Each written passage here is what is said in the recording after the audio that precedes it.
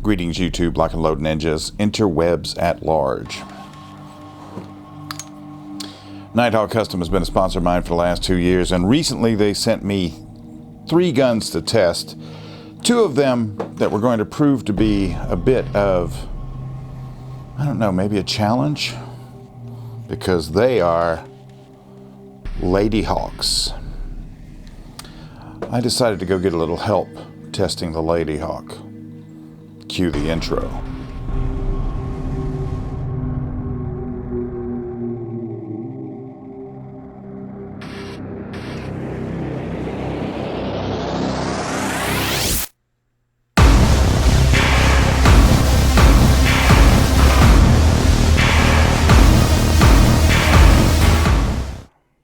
Mark Stone, the owner at NightHawk Custom, he gave me a challenge. He said, "Bill, can you review the Ladyhawks?" Well, I could shoot them, but I'm not a lady, and nor do I claim to be one today. Tomorrow may be another story. But I have gotten a young lady to come out here and shoot these. Joining me now from the upstate of South Carolina is Lacy Trippi. She is a established shooter, a experienced shooter, and you work at a gun shop. Yeah. So, what's your normal carry gun? Springfield XD subcompact 40 caliber. So you're not used to dealing with a gun that's actually designed for the contour of a smaller female hand? No, sir. So you think this might be interesting to look at this? Yeah, I'm curious to see how this feels compared to my Springfield, because I really enjoy shooting that. Feels good. Enough of this talking nonsense. Off we go. Now, one thing I think that we need to make perfectly clear here is that Lacy did not know what I was bringing. She didn't know what a NightHawk pistol was. She does work in a gun shop, but she primarily carries full-size double-stack pistols. So this was going to be an interesting test.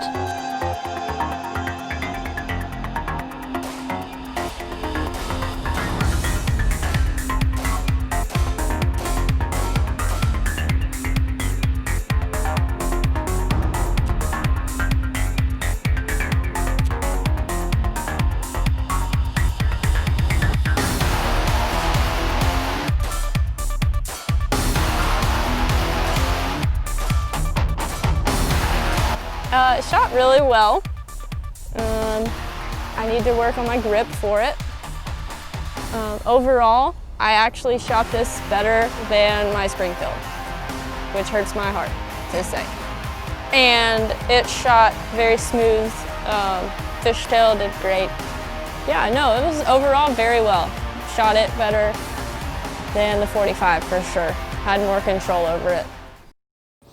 Now, one thing I have to say about Lacy, she was a very willing partner in crime, and we will have to test guns with her another day. The 2 guns that we were running are the NightHawk Custom 2.0, which you can either get in 38 Super, but this one is a 45.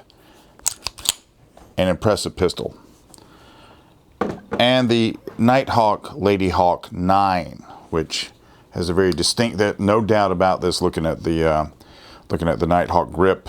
I especially like the accents to it, the trigger, slide lock, safety, hammer. Good looking pistol. Let's talk about Ladyhawks a little bit. Let's talk about the Ladyhawk 9mm. What makes this a Ladyhawk is the contours are smaller here, here, and here, making it a little smaller, a little more easily adaptable to a small hand. It's still, as far as feeling good in the hand, the gun feels stupendous. You know, both of them come with excellent Heinie sights on the rear. And I think they may I haven't tested these to see if they are night sights or not. This one has a titanium blue finish. It's bobbed right there, which some people like that. I've never carried one myself. In order to make it more accurate out of the hand, which that's something that all Nighthawks come with, you have that match fit barrel, which is crowned crown barrel. I was impressed with the little gun. I think Lacy liked this one the most, as far as a 9mm. Now, the other gun, the Custom 2.0, I think this used to be known as the Heinie Lady Hawk. They call the grip pattern obsidian, abalone, and zinc. Once again, you have the checkered, reduced front and back, and it's a little more narrow on the sides, although this one felt a little more full in the hands. This is in a 45 ACP. Once again, a match barrel with a crown match barrel. And for a 45, this had really good range manners. Of course, I had to try it.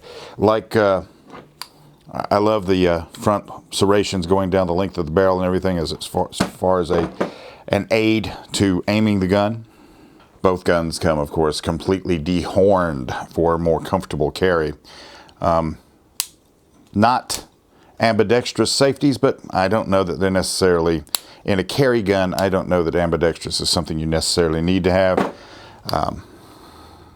The Lady Hawks, you know, the reduced grip, and if you know the true story behind this, I've always read that after the Miami shootout, where they switched from revolvers to semi-autos, when they first wanted to go to 10mm, the reason they couldn't go to 10mm was because there were some people with hands that were too small to grip that full-size grip.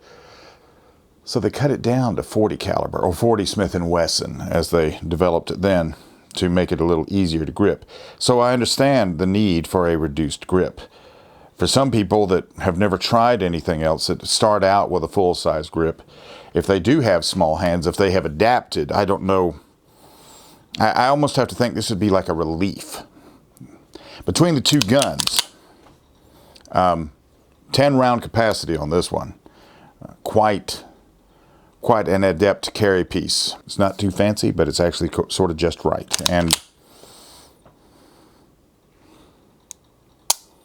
that trigger. And after you handle Nighthawks as long as I have now for the last 2 years, that you get sort of, you only can tell that this slide is as good as it is if you handle somebody else's slide sometimes, I think. So yeah, this is definitely a excellent carry gun. I sort of think, I've got a T3 here right now that I'm going to review too, and I sort of think this owes some of its bones and heritage to that T3. So if it does, if it's a scaled down T3 for a smaller hand, you're going to be good to go. Ladies. If on the other hand, you want something a little more custom, a little more oomph, a little more look, well, this would afford you well. The 45 ACP, I shot it, and I shot it right here.